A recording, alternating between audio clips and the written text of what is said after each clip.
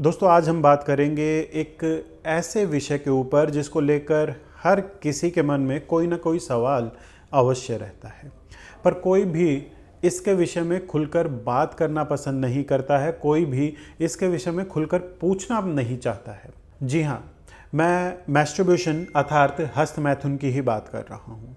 आज के इस वीडियो में मैं आपको हस्त मैथुन से जुड़े हर पक्ष के विषय में बताने का प्रयास करूंगा। इसके लाभ, इसके दुष्प्रभाव, आयुर्वेद में इसके विषय में क्या कहा गया है, मेरा चिकित्सा अनुभव इसको लेकर क्या कहता है, क्या ये सच में इतना बुरा है, इन सब के विषय में हम आज के इस वीडियो में विस्तार से चर्चा करने वाले हैं। साथ ही साथ आज मैं आपको एक ऐसा तरीका बताऊंगा जिसके माध्यम से आप हस्त मैथुन का प्रयोग करके अपनी शीघ्र पतन की समस्या को दूर कर सकते हैं। जी हाँ, दुनिया में कोई भी चीज़ निरर्थक नहीं होती है, बस आवश्यकता होती है प्रयोग करने का सही तरीका आपको ज्ञात होना चाहिए और सही नज़रिया आपका होना चाहिए। तो फिर बिना देर किए प्रारंभ करते हैं।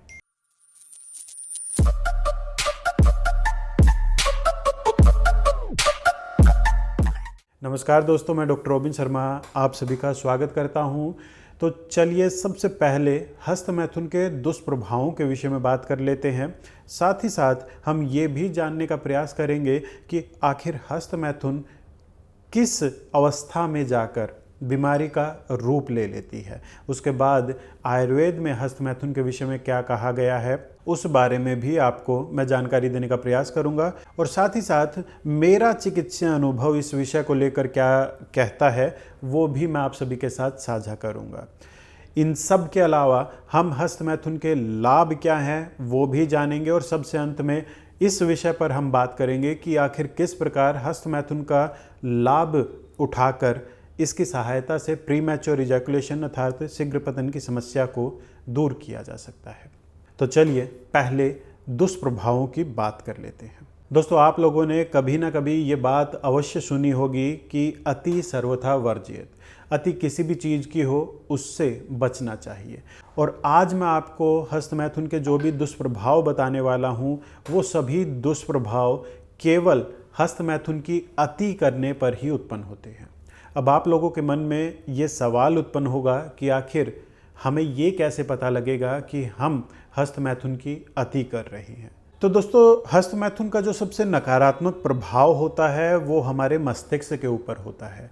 शारीरिक तौर पर हस्त मैथुन के चलते समस्या उत्पन्न होने की संभावनाएं बहुत ही कम होती हैं, या फिर किसी किसी अवस्था में किसी किसी रोगी में ही देखने को मिलती है।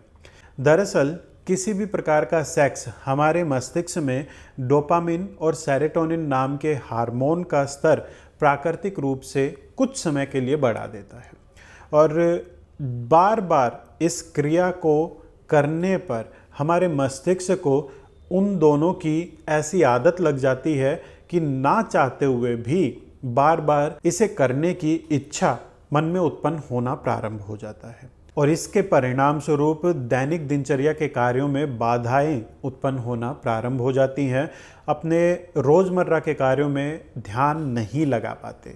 जब ऐसी स्थिति उत्पन्न हो जाए तो समझ लीजिए वह व्यक्ति हस्त मैथुन की अति कर रहा है, और इस आग में घी डालने का काम करता है पौंड।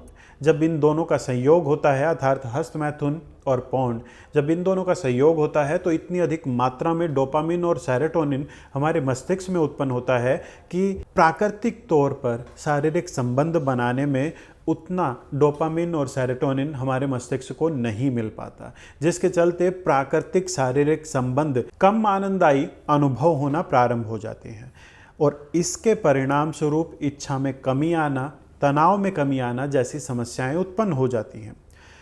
केवल इतना ही नहीं, धीरे धीरे हमारा मस्तिष्क डोपामिन और सेरोटोनिन इन दोनों के प्रति संवेदनशीलता भी खोना प्रारंभ कर देता है, परंतु इन दोनों को प्राप्त करने की उसकी इच्छा ज्यों की त्यों बनी रहती है, और इसी इच्छा के परिणाम स्वरूप व्यक्ति और अधिक हस्त मैथुन और पौंड का शिकार हो जाता है, और यह स्थिति मानसिकता को अस्थिर करने का प्रमुख रूप से कार्य करती है, जिसके परिणाम स्वरूप रोगी को अनुभव होता है कि उसे भिन्न भिन्न अन्य समस्याएं उत्पन्न हो गई हैं, जबकि कई बार असल में ऐसा होता ही नहीं है। वहीं हस्त मैथुन का उद्देश्य होता है स्वयं को संतुष्टि प्रदान करना, और पुरुषों को संतुष्टि प्राप्त होती है स्खलन पर ही। तो ऐसे में हमारा मस्तिष्क उस संतुष्टि की प्राप्ति के लिए जल्दी से जल्दी स्खलित करने की आदत लगा देता है, जिसके परिणाम स्वरूप शारीरिक संबंध बनाते समय भी ऐसा पुरुष जल्द स्खलित होना, प्राकृतिक तौर पर जल्द स्खलित होने की उसकी टेंडेंसी उत्पन्न हो जाती है। इसके अलावा हस्त मैथुन की अति के चलते पुरुष जननांग के अग्रभाग की संवेदनशीलता भी बढ़ जाती है। वहाँ कई बार सूजन की उत्पत्ति हो जाती है और संवेदनाओं का वहन करने वाली संवेदी तंत्रिकाएं जिसके चलते प्रभावित होती हैं, और इसके कारण भी प्रीमैच्योर इजैकुलेशन जैसी समस्याएं उत्पन्न होती है। हालांकि इसके विषय में और अधिक विस्तार से अगर आप जानना चाहते हैं तो हमारे प्रीमैच्योर इजैकुलेशन वाले वीडियो को आप देख सकते हैं, लिंक मैं आपको नीचे डिस्क्रिप्शन बॉक्स में उपलब्ध करवा दूंगा। अब बात कर लेते हैं कि आयुर्वेद में हस्त मैथुन के विषय में क्या कहा गया है। दोस्तों, विभिन्न आयुर्वेदिक ग्रंथकारों ने प्राकृतिक मैथुन को छोड़कर अन्य सभी प्रकार के मैथुन का निषेध किया है, पर आयुर्वेद ग्रंथों में वर्णित बातों को ज्यों का त्यों मानकर आगे बढ़ना भी एक बुद्धिमान वैद्य का लक्षण नहीं होता है। आयुर्वेद ग्रंथों में लिखी बातें एक प्रकार से वैद्य के लिए मात्र दिशा निर्देश का कार्य करती है। वैद्य को चाहिए कि उसकी सहायता लेकर और अपने बुद्धि और विवेक का प्रयोग करके देश काल पात्र का विचार करते हुए किसी भी समस्या के लिए निर्णय लेना चाहिए, और हमें यहाँ भी यही करना चाहिए। पहले के समय में किशोरावस्था के प्रारंभ में ही विवाह कर दिया जाता था, परंतु आज के समय में यह आयु 28 से 30 साल या उससे भी अधिक होती जा रही है। तो ऐसे में किशोरावस्था में इस प्रकार के मैथुन में लिप्त होना कोई बड़ी बात नहीं है, पर हस्त मैथुन को इतना अधिक नकारात्मक बताकर हमारे दिमाग में डाला गया है और डाला आज भी जाता है कि हस्त मैथुन करने वाला ग्लानि का शिकार होना प्रारंभ हो जाता है, और इसी कारण उसके आत्मविश्वास में कमी आनी प्रारंभ हो जाती है, और यह भी हस्त मैथुन का एक बहुत बड़ा दुष्प्रभाव है, जबकि असल में ऐसा नहीं है अगर इसकी अति ना की जाए तो। दोस्तों, हस्त मैथुन केवल अति होने पर ही नकारात्मक प्रभाव डालता है, अन्यथा इसके भी अन्य मैथुन के समान सकारात्मक मानसिक और शारीरिक प्रभाव होते हैं। जैसे अत्यधिक बढ़ी हुई कामेच्छा को यह शांत करने का कार्य करता है, जिसके चलते बढ़ी हुई कामेच्छा के कारण उत्पन्न मानसिक तनाव भी दूर होता है। वहीं कोर्टिसोल का स्तर भी कुछ समय के लिए दूर कर देता है, पर अगर अधिक मात्रा में किया जाए हस्त मैथुन तो ये कोर्टिसोल का स्तर यहाँ बढ़ता हुआ नजर आएगा। और साथ ही साथ पुरुष अपनी कामेच्छा के विषय में भी अच्छी प्रकार से समझ पाता है, क्या उसे पसंद है क्या नहीं, ऐसी बातें जो आपस में युगल के बीच स्वस्थ शारीरिक संबंध के लिए आवश्यक है। और तो और हस्त मैथुन करने से पुरुष जननांग भी अच्छी प्रकार से कार्य करने के लिए प्रेरित होता है, पर अति ना होने पर ही, ये बात आप ध्यान रखिएगा। अति के लक्षण मैंने आपको बता रखे हैं कि वो वाली स्थिति उत्पन्न हो जाए तो समझ लीजिए कि मान लीजिए कुछ भी आपने उत्तेजक दृश्य देख लिया या फिर उत्तेजना आपको किसी भी रूप में प्राप्त हुई, उसी समय आप तुरंत ये प्रयास करें कि आपको हस्त मैथुन करना है, तो समझ लीजिए आप इसकी अति के शिकार हैं। वहाँ आपको इससे दूरी बनाने की आवश्यकता है। अगर ऐसी स्थिति नहीं है तो इसको लेकर बहुत अधिक घबराने की आवश्यकता नहीं होती है।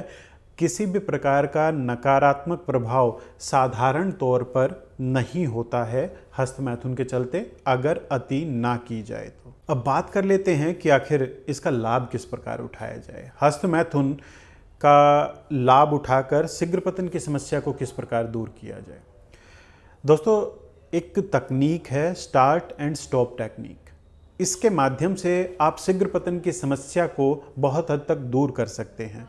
इसके माध्यम से आप अपने मस्तिष्क को लंबे समय तक वीर्य को धारण करने के लिए प्रेरित करते हैं। उससे यह आदत लगाते हैं कि लंबे समय तक वह वीर्य स्खलन ना करे। इसमें दरअसल करना ये होता है कि हस्त मैथुन के दौरान आप प्रयास करें चरम पर पहुंचने से कुछ समय पूर्व खुद को थोड़ा सा रोक लें, थोड़ा सा रिलैक्स करें, फिर उसके पश्चात पुनः चरम पर पहुंचने का प्रयास करें, फिर रुक जाएं, फिर वापस आएं, फिर प्रयास करें। इस प्रकार 3-4 बार करने पर धीरे धीरे आपका प्राकृतिक तौर पर वीर्य को रोकने का जो समय होता है वो बढ़ता हुआ दिखाई देगा। और यह प्रक्रिया बार बार का अर्थात है अति ना हो। ये बात आप हमेशा याद रखें, अति होने पर समस्याएं उत्पन्न होगी। अपने शारीरिक बल का ध्यान रखते हुए इसका प्रयास कर सकते हैं। इसके माध्यम से शीघ्र पतन की समस्या में बहुत ही अच्छा लाभ दिखाई देता है। और अधिक इस तकनीक के बारे में जानने के लिए आप YouTube के ऊपर बहुत से वीडियो उपलब्ध हैं, उनको आप देख सकते हैं, उनसे आपको काफ़ी सहायता मिलेगी। तो दोस्तों, आशा करता हूँ आपको ये जानकारी पसंद आई होगी। आज के इस वीडियो में इतना ही, मिलते हैं अगले वीडियो में। नमस्कार।